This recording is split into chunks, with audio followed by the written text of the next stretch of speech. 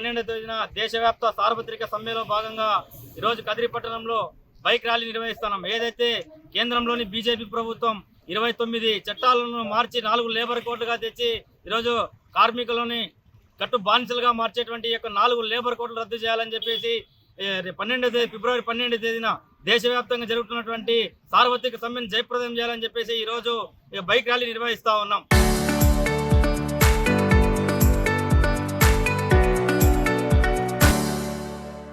దేశవ్యాప్తంగా కార్మికులు ఎదుర్కొంటున్న సమస్యలపైన కార్మిక హక్కులను హరించే 4 లేబర్ కోడ్ బిల్లులు తీసుకొచ్చింది కేంద్ర ప్రభుత్వము. అది వెంటనే రద్దు చేయాలని దశాబ్దాలుగా 100 సంవత్సరాల నుంచి పోరాడి సాధించుకున్నటువంటి కార్మిక చట్టాలు ఏమైతే ఉన్నాయో అవన్నీ ఈ బీజేపీ ప్రభుత్వం వచ్చిన తర్వాత రద్దు చేసింది. 29 కార్మిక చట్టాలని 4 లేబర్ కోడ్లు తీసుకొచ్చింది. కాబట్టి కార్మిక ఆగ్రహానికి ఈ కేంద్ర బీజేపీ ప్రభుత్వం గురిగా తప్పదు. ఏదైతే 4 లేబర్ కోడ్ బిల్లు రద్దు చేయాలా, అదేవిధంగా ఏదైతే ఒక పరిశ్రమలో కావచ్చు, ఒక ఫ్యాక్టరీలో కావచ్చు సంఘం పెట్టుకునే దానికి హక్కు లేకుండా చేయడం జరిగింది. ఈ హక్కులు కారాసి విధంగా ఈ చట్టాల్లో ఉన్నాయి. అదేవిధంగా చూసుకుంటే ఏదైతే ఉపాధి హామీ, గ్రామీణ ఉపాధి హామీ చట్టం తీసుకురావడం జరిగింది. రామ్జీ అని బిల్లు తీసుకురావడం జరిగింది. పార్లమెంట్లో ఏదైతే అధికారం ఉన్నదని ఏ చర్చ కూడా లేకుండా గ్రామీణ ఉపాధి హామీ తీసుకొచ్చింది. ఏదైతే రాష్ట్రాలకు 60% నిధులు, రాష్ట్రాలు 40% నిధులని ఓవైపున చెప్తూనే రాష్ట్రాల వైపున భారం మోపి ఈ స్కీమ్ తీసుకురావడం, ఒక చట్టాన్ని ఒక స్కీమ్ తీసుకురావడాన్ని కూడా మేము ఖండిస్తున్నాం.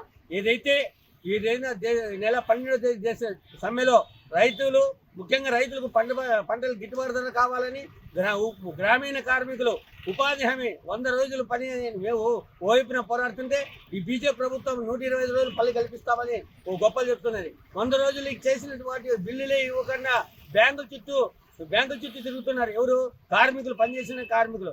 ఈ రోజు ఉన్న ఫలంగా మళ్ళీ 125 రోజులు అని చెప్పడము సిగ్గుచేటు కాదు. అదేవిధంగా చూసుకుంటే నిత్యావసర ధరలు ఈ మధ్య కాలంలో చూసుకుంటే మన పార్లమెంట్లో పెట్టడం కూడా జరిగింది. పార్లమెంట్లో బిల్లులు పెట్టింటే నిత్యావసర ధరలు తగ్గిస్తామన్నారు.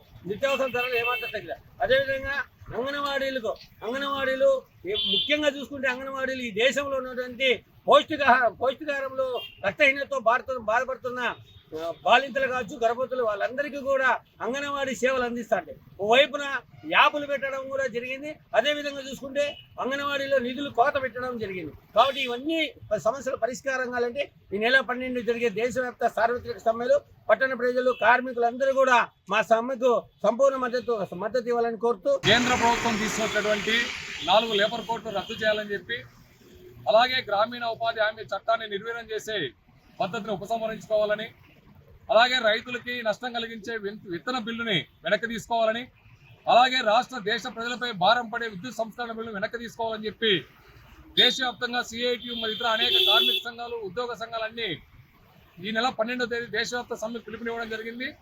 ఆ పిలుపుని జయప్రదం చేయాలని చెప్పి ఈరోజు మేము బైక్ ర్యాలీ నిర్వహిస్తూ ఉన్నాం. ఈ సందర్భంగా ప్రజలు విజ్ఞప్తి చేస్తూ ఉన్నాం.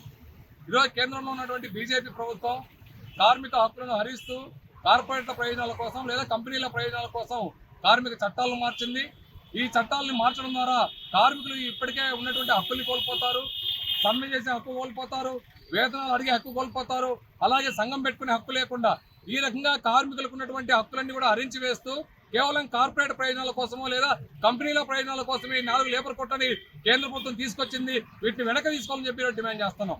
అలాగే గ్రామీణ ఉపాధి హామీ పథకాన్ని పూర్తిగా నిర్వీర్యం చేసే పద్ధతిలో ఈరోజు ప్రభుత్వం చట్టాన్ని మార్చింది. మహాత్మా గాంధీ పేరు తీసేసి రామ్జీ పేరుతో ఈ పథకాన్ని పేరుగా మార్చారు.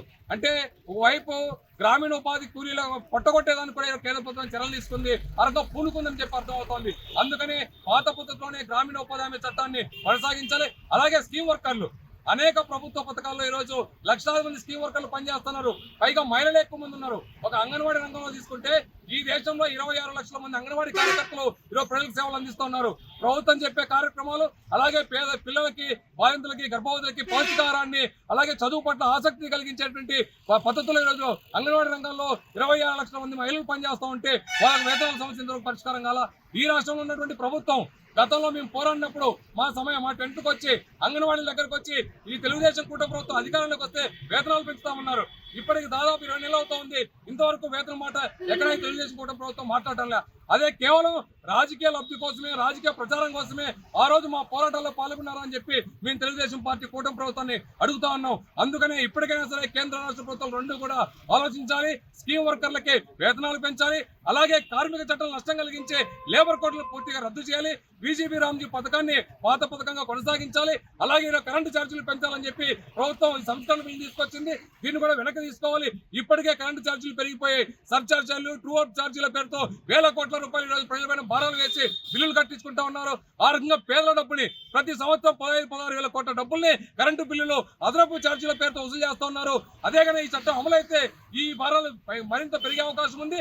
అందుకనే విద్యుత్ సంస్కరణ బిల్లుని ప్రభుత్వం వెనక్కి తీసుకోవాలి. రైతులకి వ్యవసాయానికి అందించే సబ్సిడీ విద్యుత్ని అలాగే కొనసాగించాలి. ఇప్పటికే ఈ రంగంలో, ఈ రాష్ట్రంలో లేదా మన దేశంలో వ్యవసాయం బతుకుతోందంటే అది విద్యుత్ సబ్సిడీ రావడం వల్లే ఈరోజు రైతులు పంటలు పెట్టుకోగలుగుతున్నారు. ఇప్పటికే పంటలకు గిట్టుబాటు ధర లేదు. వ్యవసాయ పెట్టుబడులు పెరిగిపోయినాయి. ఆ రకంగా కరెంటు కూడా మీరు ఎత్తివేసి ఈ పథకం అమలులోకి తీసుకొచ్చి విద్యుత్ సంస్కరణ చట్టాన్ని, కరెంటు ఛార్జీలు పెంచడం లేకపోతే సబ్సిడీ ఎత్తివేస్తే రాబోయే రోజుల్లో ఈ రాష్ట్రంలో వ్యవసాయం కనుమరుగవుతుంది. అందుకనే ప్రజలకి, రైతులకి, కార్మికులకి నష్టం కలిగించే ఈ విధానాలని కేంద్ర రాష్ట్ర ప్రభుత్వాలు వెనక్కి తీసుకోవాలి. ఆ రకంగా జరిగే సమ్మెలో ప్రజలందరూ పాల్గొని జయప్రదం చేయాలని చెప్పేసి విజ్ఞప్తి చేస్తాం. Local to global news at your finger tips. మీ చేతిలో ఒక ఆయుధం. Download Raw TV app. Media legend Ravi Prakash is back.